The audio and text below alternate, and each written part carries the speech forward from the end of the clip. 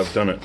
I have made a perpetual burning, well, not perpetual, because it started off with a force, but it's a wickless design that burns hotter than previous candles, and it uses aluminium, which I also have over there, which is this piece here, and the flames from its candle not only can heat what I want it to heat, but it can also heat the aluminium and send the heat back into the liquids to continue making the vapor, which I use as the fuel for the flame.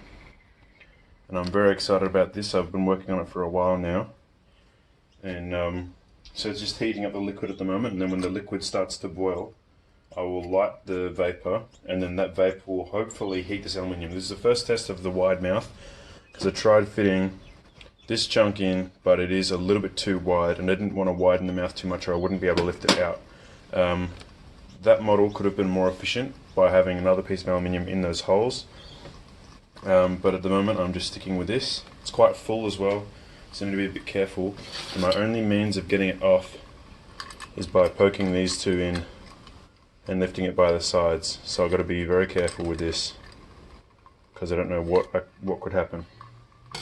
So I've got a bit of bubbling. I can hear something. Yeah, it's all mixing together. You can see that beautiful color mix going on just in the back there.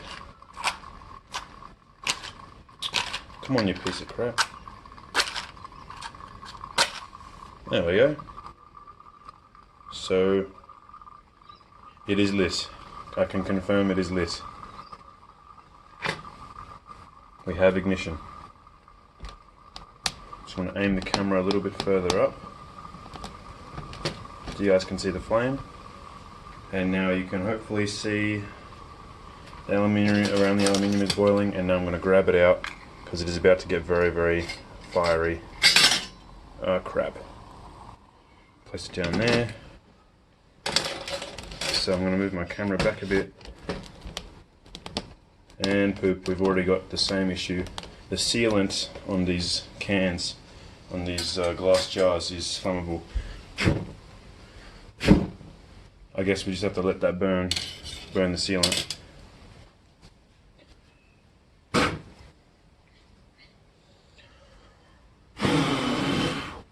Okay, so we've got the main candle out. Just going to move the scissors and everything. So, wow, it's actually working surprisingly well. It's heating the aluminium quite well. I'm going to move it a bit further away from my PVC because it is prone to melt.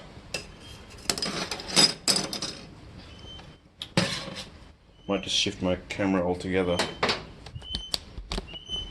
This is a first test, so I didn't really know what to expect except fire. So I might just hold it this time around. Alright, so camera is now handheld.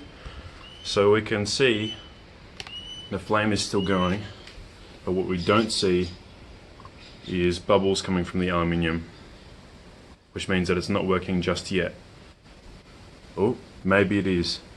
Now I can see bubbles. Yeah, it's definitely bubbling. Okay, so things are looking up. Great thing is the flame is always in contact with the aluminium, so that'll hopefully just keep it going and going and going. Bad thing is I can't actually touch it without using skewers, because the whole thing is going to still be hot because the aluminium is still transferring heat to the liquid. Wow, okay, so we're definitely transferring enough heat. The hotter this thing gets, the bigger the flames are going to be. So if it transfers too much heat to the base, then we're going to get very, very tall flames, and then it's just going to get hotter and hotter and hotter and then not stop, and it won't really be in our control unless we just put it out. So at the moment I'm just sort of sitting here waiting. I could move everything. I'll move the lid and I'll move this to over here, and then I can push it to the corner. There we go. And I can focus my camera better. Just put that lid back on the original burner. I could actually just leave this burner here. If I'm going to just move this barbecue equipment from my dad. Alright, so that's good there. Just going to set up the camera again so it's nice and still, because I know how much you guys hate it when my camera shakes.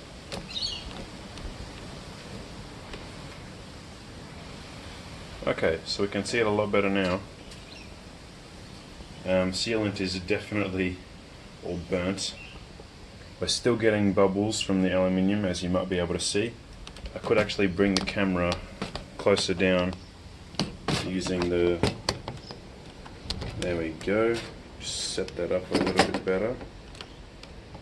So you might be able to see now that there are actually bubbles coming from the aluminium. I'm surprised how well this has kept itself up. The good thing about having the aluminium in two separate fins is that it has a greater surface area, meaning that it can not only store more heat in the aluminium itself, but it can then transfer more heat to the liquid below, like a heat sink in your computer. It's still going, so normally by now if it had gone out, then it didn't work. I may have to apply more heat, I don't know. If I just get...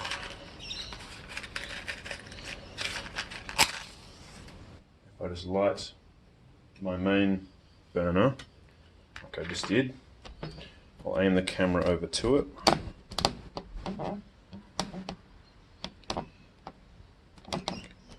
Okay, so there we go. I'm just going to use the two skewers and grab it nicely. Wow, I just touched it and it started burning differently.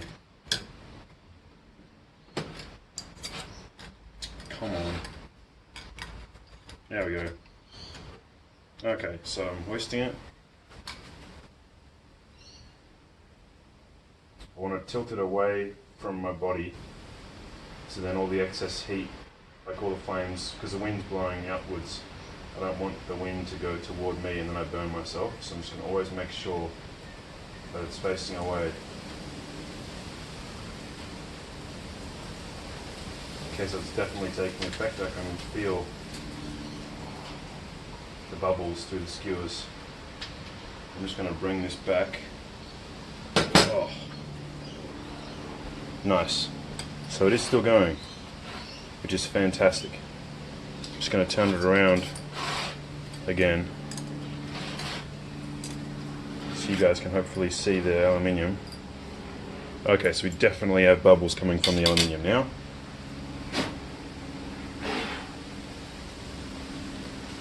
Alright, back to the candle.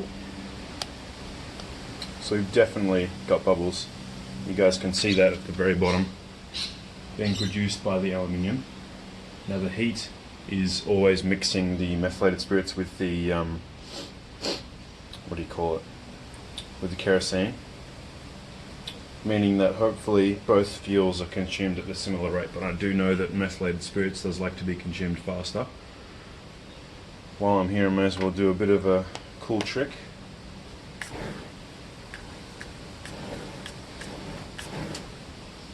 That was kerosene in a spray bottle. So with this one, I had the two holes with this, like this looked like a smiley face from that one, and it was in this, and it burned all the metho but left the kerosene behind. So in the next run, I'm going to try and change that, because then it burns better. Okay, so the next step that I want to take is getting this one that's working by itself at the moment with the fuel that it's got, and put it inside my burner and then use it to start up my next perpetual burning candle. Oh, just got to be careful with the wind because I almost scorched myself last time. Okay, so I've hoisted it nicely into my burner. Now I'm going to put the skewers underneath there, bring it over to the camera. So now it's visible. I'm going to put the lid on. So now it's powered by a similar fuel to the original burner with the wick, which I might actually put a lid on now because we don't need it anymore. So that's burning quite nicely. Then I'm going to grab my skewers, put them over across. I'm going to grab 2 more skewers. I'm going to grab previous design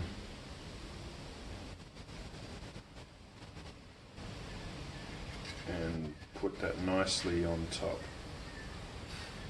Nicely. Oh, that's precarious. No. Abandon. Skewers are not close enough together. I'm just going to quickly fix that and then put it back down. Okay, that's better. When it comes to extremely flammable liquids, safety, safety, safety.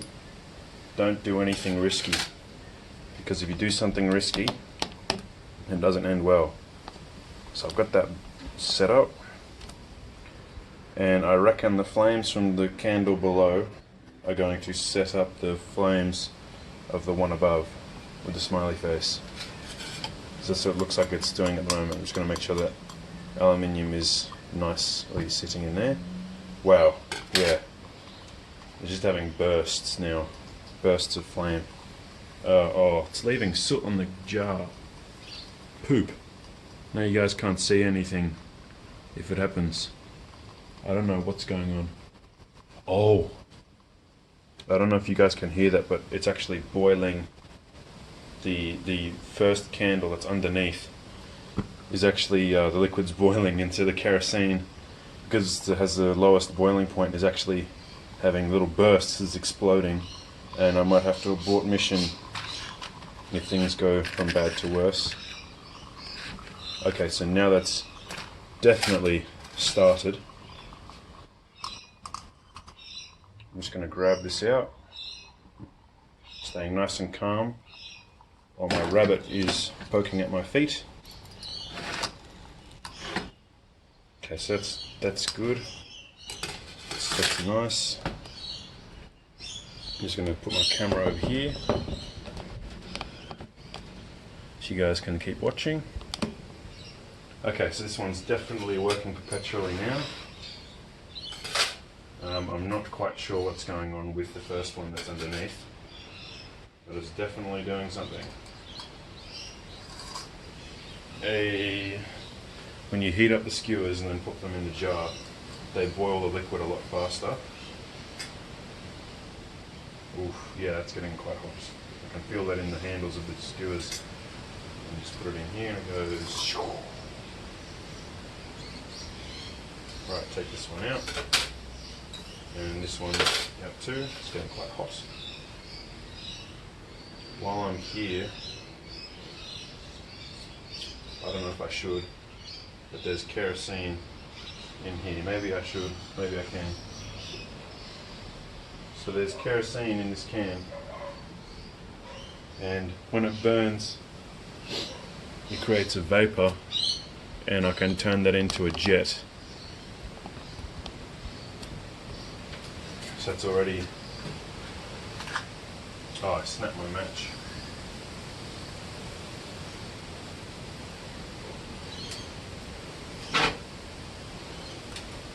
Hey, it worked.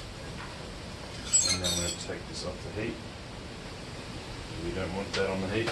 We've got a lot of fire going on, so I'm probably going to not do anything extra, because you don't want things to go terribly.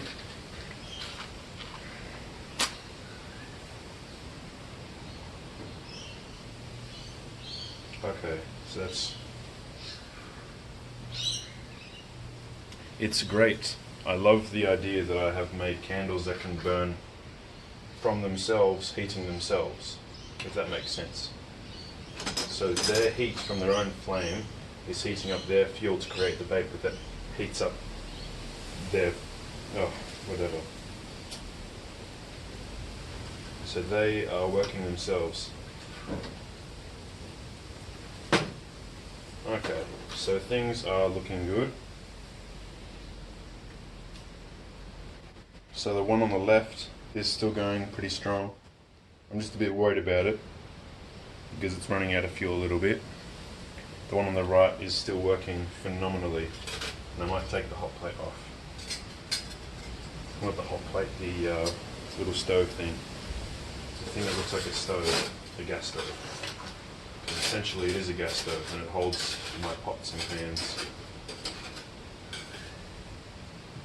Okay, so all the hot stuff on the hot trays. Fabulous. I'm going to grab this old piece of aluminium that I used in this one previously. I'm going to try and use that to help it. Okay, that just almost put it out. Probably need to heat it up a bit first. With this insane amount of heat over here.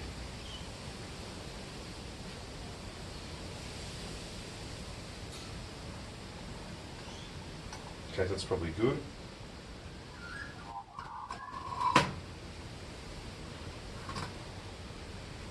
Okay, that nearly, ooh. Fuel is sticking to it, which is kind of what I wanted. Something's gotten in my eye, and I sure hope it's not fuel.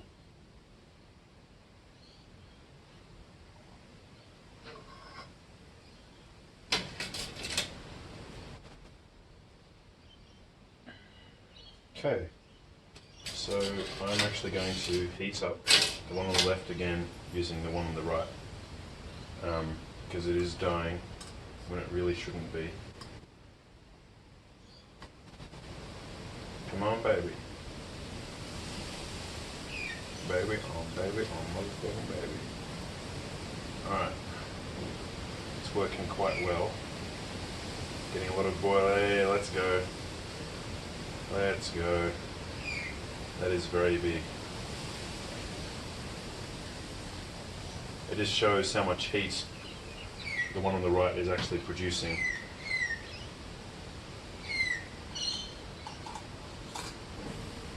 Whoa! Holy crap. Did you guys see that? That's never happened to me before, ever. That's insane. Actually insane. Okay, so if I stick these in here again, I might try to do that again. How about that? So heat, heat, heat, heat, heat. Skewers that are holding it are getting quite hot too. And then I put it down and skewers in. Not the same effect. Bit disappointed. Just going to leave them to sit here a bit. And then in. Hey, that works. So it's just a little bit of extra heat you need, and then that'll get it going. So thank you guys for watching. Now you know how to make your own perpetual candles with no wicks. Hope to see you guys in the next video, so make sure you subscribe so you don't miss out. And yeah, thank you so much for watching, and I'll see you guys later. Bye.